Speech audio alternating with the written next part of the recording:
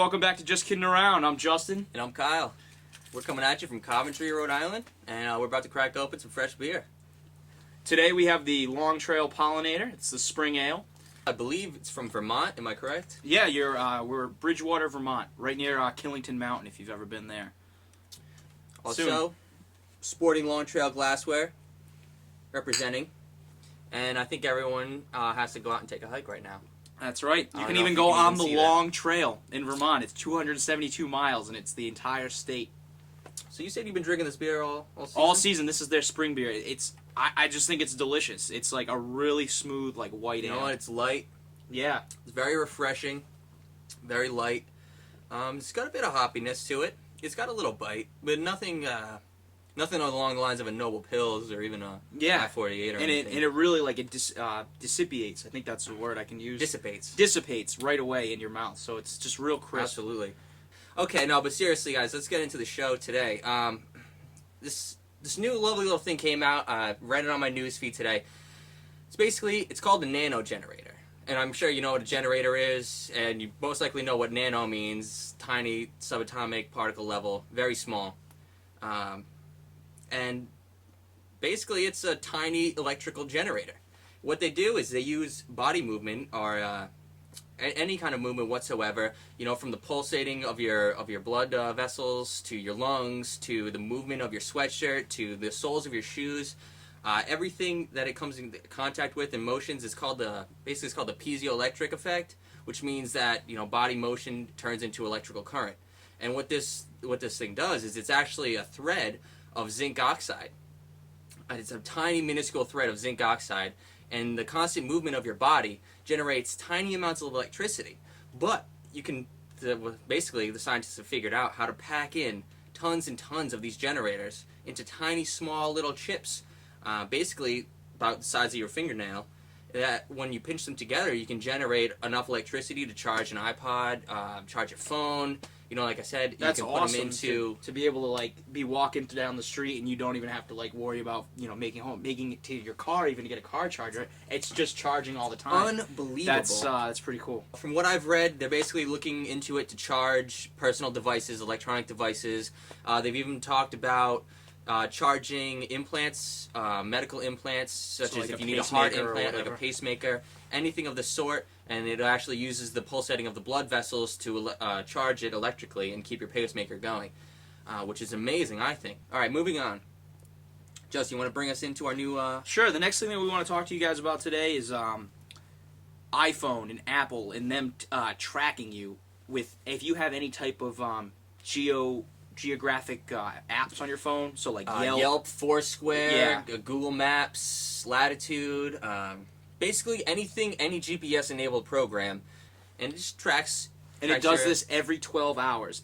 Your phone sends out a signal to the nearest tower, and it stores where you've been for the last 12 hours. Well, I'm just gonna read you this quick thing right here. So when you're using a location-based Maps app to get your location, you're first pulling data from Apple's geo database to get your general location. Then the GPS chip chips home more precise latitude and longitude. Exactly. So it speeds up. That's what I was referring to. And I don't think that's necessarily a bad thing, but a lot of that's not encrypted. And that is a concern. Professional thief is definitely going to do this. So if you just leave your phone on the table one night and they grab it, they can look it up, find out where you go all the time, find out where you live, find out what times you're not at home, and then bam, they're robbing your house blind. They're tracking you. Should we be worried? Should we freak out? Should we all flip out on Apple? Here's the thing. I don't think it needs to be in their system for a year. I don't think that's the best move. But at the same time, when they're using this data to give me advertisements on websites, while getting advertisements sucks, and I hate to be advertised to, at the same time, I'd rather get personalized ads about places I'm going to go to or might like rather than stuff I'm not going to go to. And so...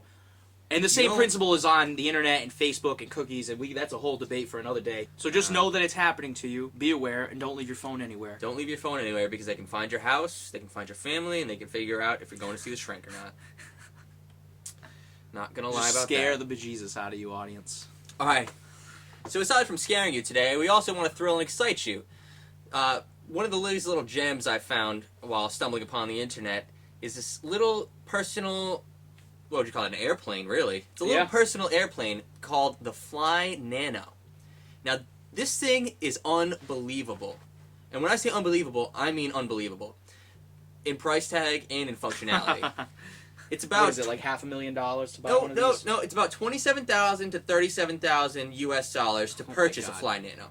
Comes in 3 different types. They have the electric series, the gas series, and the racing series. All of which you can see here. The electric goes about 140. The racing goes about 150. This is They're like kilometers mini per pod hour. racers from episode 1. What is that? About 140 kilometers is probably about 80 miles an hour. About 80 miles an hour. Somewhere between 80 and 90 miles an hour for between the electric and the racing. The gas is the slowest. These things also go up to about 4 kilometers high. Actually, the electric only goes 3 kilometers. The racing can go up 4 kilometers high, which is about a mile. 3 kilometers is just about a mile, I believe, correct? Yeah. Yeah. So, you're looking at about a mile high, going about 80 to 90 miles per hour in your brand new Fly Nano. You need to be on water to take off and land. If you can't land on water, you're going to have a bumpy ride. I'm sorry, but that's basically what it is. So if you landlocked states, hopefully there's a lake near you somewhere. Other than that, you don't need a pilot's license.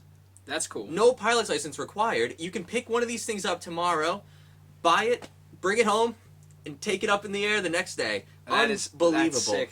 I highly suggest you check this out. What's the site here? Unbelievable. The site is www.flynano.com. This Nice is and an epic simple. picture they have up here. It's like dogfighting.